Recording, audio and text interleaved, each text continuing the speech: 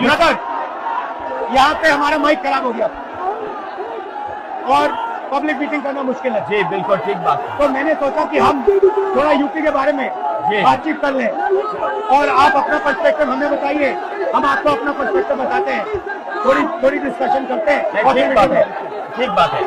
मैं समझता हूँ कि जब माइक खराब हो गया हम दोनों बात करेंगे, वो रिकॉर्ड होकर के जाएगी तो लोग बेहतर और अच्छा समझेंगे और अच्छा रिजल्ट आएगा। और क्योंकि सोशल मीडिया से वेल कनेक्टेड है तो सब लोगों को जानकारी मिल जाएगी कि हम और आप क्या बोल रहे हैं। यूपी जो 80 सीटें दे रहा है, इसमें 79 सीटें समाजवादी पार्टी, कांग्रेस, इंडिया गठबंधन जीत रहा है।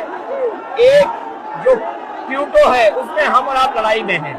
और इस बार क्यूटो नाम कैसे, जापान वाला ही है ये क्यूटो, क्योंकि जो प्रधान सांसद हैं उन्हें सपना दिखाया था काशी के लोगों को कि दुनिया की सबसे बेहतर सिटी बनेगी क्यूटो। तो क्यूटो बनी नहीं बनी, काशी के लोग ये तय करेंगे और फिर वोट डालेंगे। तो इस बार मन मर्जी नहीं चलनी है, मन की बात नहीं चलेगी, हमारे आपकी बात और 140 करोड़ लोगों की बात और संविधान की बात होगी। और आपने देखा, हम सब ने देखा कि यूपी को नरेंद्र मोदी जी ने बेरोजगारी का सेंटर बना दिया और इतनी बेरोजगारी की है। ये जितने बच्चे दिखाई दे रहे हैं, ये दिखाओ, वो लोग हैं दिखाओ जो अग्निवीर या पेपर लीक, जिसकी वजह से इन्हें नौकरी नहीं मिली है और ये सब रोजगार नौकरी चाहते हैं। बीजेपी ने जो झूठे सपने दिखाए थे इन्वेस्टमेंट मीट के, जो झूठा सपना दिखाया था डिफेंस एक्सपो का, जो सपने बेचे थे G20 में, लेकिन इन नौजवानों को न नौकरी मिली न रोजगार मिला, आज ये खाली हाथ हैं। तो इसलिए हमें और आप मिल के, जो आपने कहा, जो इंडिया गठबंधन कह रहा है कि 30 लाख बच्चों को नौकरी दी जाएगी, उस दिशा में हम लोग काम करेंगे। और पहली नौकरी पक्की स्कीम, जिसके माध्यम से हर ग्रेजुएट को नौकरी का अधिकार, बेहतरीन ट्रेनिंग और बैंक अकाउंट में 1 लाख रुपए साल के। आपने नोट किया कि मोदी जी खटाखट बोलने शुरू कर दिए। ये आपके खटाखट के बाद वो रटारट खटाखट कर रहे हैं। अच्छा, आप एक बात बताइए, मुझे क्यूरियोसिटी है, थोड़ा आप अपने पापा के बारे में मुझे बताइए जी। मुलायम सिंह यादव जी के बारे में बताइए, आपने उनसे क्या सीखा? नेताजी और उनके साथ के लोग बिल्कुल जमीनी राजनीति करते रहे। हालांकि नेताजी कुश्ती, पहलवान और गाँव के थे। करते हो कुश्ती? नहीं, मैं कुश्ती नहीं कर पाया जीवन में, क्योंकि मैं मिलिट्री स्कूल में चला गया तो कुश्ती नहीं कर पाया।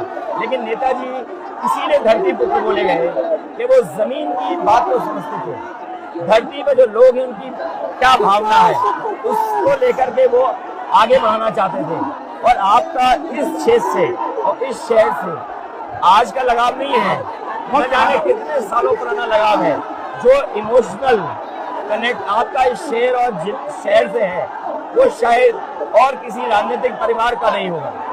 तो नेताजी से उनका हार्डवर्क और अपने लक्ष्य के लिए लगातार काम करते रहना, जो गैर बराबरी की लड़ाई डॉक्टर राम मनोहर लोहिया यहीं लड़े थे। हालांकि हमारी आपकी विचारधारा की यहाँ टकराव रहा, लेकिन हमारे व्यक्तिगत या जो सिद्धांत में कभी समझौता नहीं हुआ।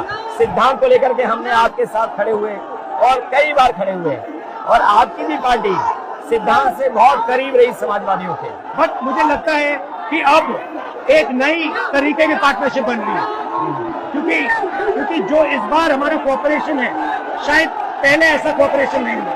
मतलब बिल्कुल सब जुड़ गए। सबसे अच्छा ये है कि जितना उन्होंने कहा 2 लड़कों की जोड़ी, उतना युवा आपसे, हमसे, इंडिया गठबंधन से और जुड़ गया। तो ये नेचुरल अलायंस है, और नेचुरल अलायंस इसलिए लोग महसूस कर रहे हैं कि वो चाहते हैं कि नौकरी और रोजगार मिले, नौकरी और रोजगार मिले। तो ये बड़ी भावना है कि हमसे, आपसे ये यूथ कनेक्ट कर रहा है।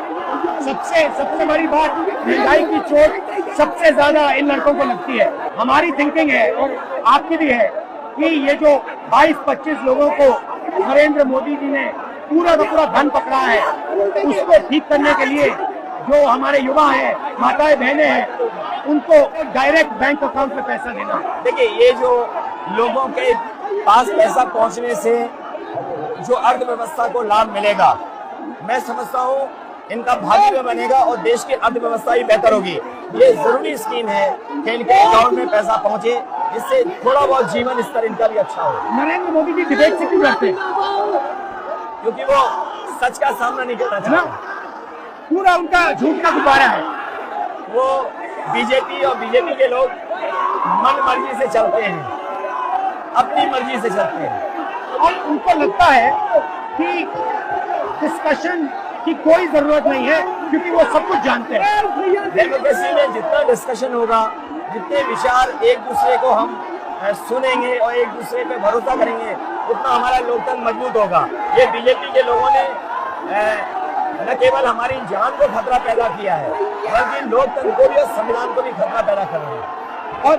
और इसका नतीजा दिख रहा है कि चाइना हमारी जमीन के अंदर आ गया, ये बेरोजगारी बढ़ती जा रही है, जो प्रोडक्शन होता है वो नहीं हो रहा है, और पूरा का पूरा एक्सटॉर्शन, ईडी, सीबीआई, ये लोग मतलब एक्सटॉर्ट कर रहे हैं। कई बार सुनने को मिल रहा है और सरकार स्वीकार नहीं कर रही है, लद्दाख की हमारी सीमाएं सुरक्षित हो गई, अरुणाचल के आसपास या सीमा जो चीन से छू रही है वो बहुत असुरक्षित है। तो चीन से जहाँ हमारा सीमाओं का खतरा है, वहीं चीन से हमारे बाजार को भी खतरा है। तो कहीं न कहीं हम लोगों को अपनी मैन्युफैक्चरिंग इकोनॉमी और मैन्युफैक्चरिंग इकोनॉमी को बढ़ावा देना पड़ेगा। और ये जो स्कीम्स है, पहली नौकरी पक्की और महालक्ष्मी, ये मैन्युफैक्चरिंग सिस्टम को, इकोनॉमिक सिस्टम को जंप स्टार्ट करने के तरीके हैं। ये बहुत अच्छा जंप स्टार्ट होगा। इसको अगर फोकस होकर के IIT, पॉलिटेक्निक, इंजीनियरिंग कॉलेजेस को, इन सबको इकोसिस्टम में ला करके मैं समझता हूँ युवा नौजवानों को अच्छी नौकरी और रोजगार मिल पाएगा। और हमारा लक्ष्य है कि सब, हर जात को भागीदारी मिले, स्पेस मिले, हर इंस्टीट्यूशन में, बिजनेस में, एजुकेशन के सिस्टम में। तो वो हम दोनों का लक्ष्य है। बिल्कुल। और क्योंकि जो बात सभी दल कहते थे, आज इंडिया गठबंधन कांग्रेस भी कह रही है कि सामाजिक न्याय जरूरी है, जाति गणना जरूरी है। देश के लिए ये बड़ी चीज है। जो दुनिया में अमेरिका है, यूरोप है, अपने उन लोगों के लिए जो पीछे छूट जाते हैं, उनके लिए कुछ काम करते हैं। तो हमारा जो देश जाति के आधार पर पिछड़ा है, तो इसको आगे बढ़ाने के लिए ये बड़ी भूमिका होगी इस बार। बहुत अच्छा लगा, अच्छी बहुत अच्छी मीटिंग है। मुझे लगता है कि ये यूनिक मीटिंग है क्या?